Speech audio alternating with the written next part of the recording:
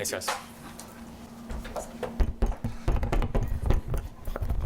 Bring in. This is my belt that I wear with my suit. Oh,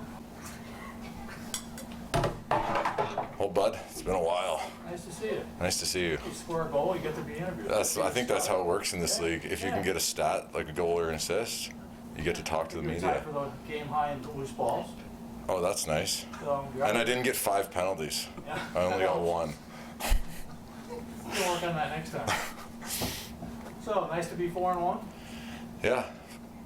Did you expect Georgia to be in a little feisty mood after last week? Yeah. A team with Lyle on it is going to be, you can never take them lightly. It's one of those tough things after playing a team back to back. You're making all these adjustments, and us coming off of the win in Georgia.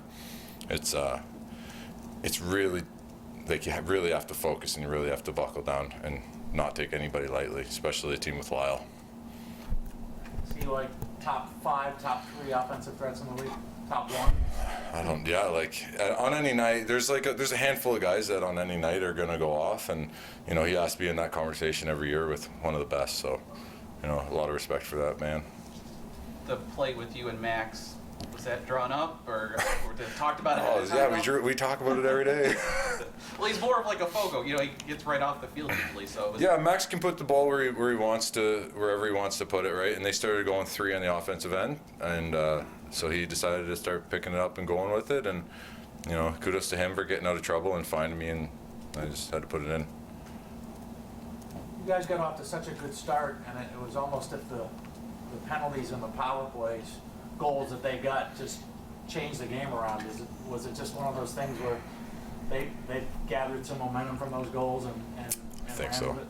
Well, it's tough to play the entire game on the man down, right? Like, we kept trying to focus on keeping 2 hands on it. They were calling holding, and we kept getting in trouble with these holding calls. So we really tried to focus on just cross-checking, staying away. Just got to find a way to stay out of the box, because that's a game within a game too, right? Like, they're obviously calling focus calls, and we're getting dinged for it, right? I don't know what the penalties were, but I'm sure we didn't do a good job of staying out of the box.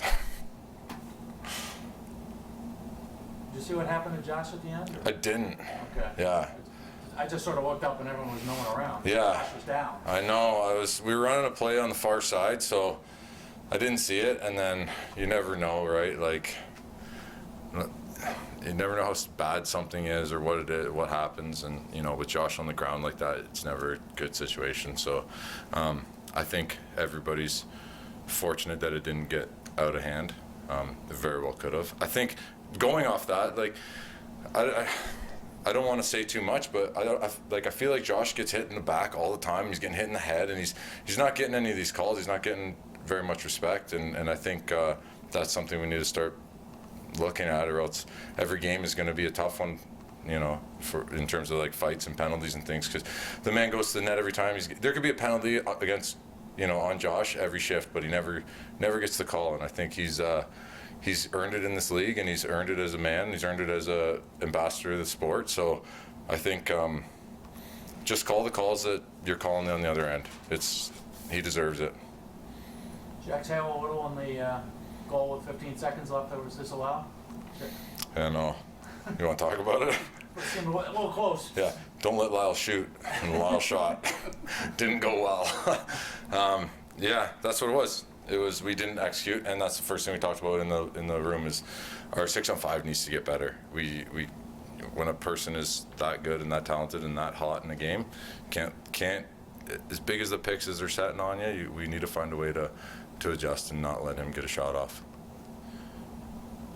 4 in a row, time for 3 straight on the road with Rochester, which the surprise team in the league, arguably. Maybe for everybody, but you start looking at their roster and you're like, man, they're a good team. They're a good team. The West is its own animal, but this East is so tight. It's so tight, and a team like Rochester being up in front, I'm really excited to see where we stand in this league and in this division, and to play them. We have a lot of ex-Bandits on that team that we keep losing to like expansions and trades, and I think it's just going to be a really exciting game. I'm looking forward to that, and not to look past that, but then I think we have the doubleheader on the road, right? Something like that, and it's It's going to be a good test for us. Really good test. Hanging around for football tomorrow? I would, but it's freezing here. You noticed. This is the thing with football. Like, you want to be at the game, but at the same time, they do way too good of a job with their broadcast to make me want to get out of the warmth of a.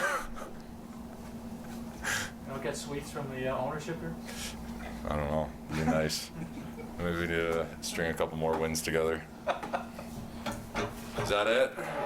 Thank you. Thanks, Good Steve. job.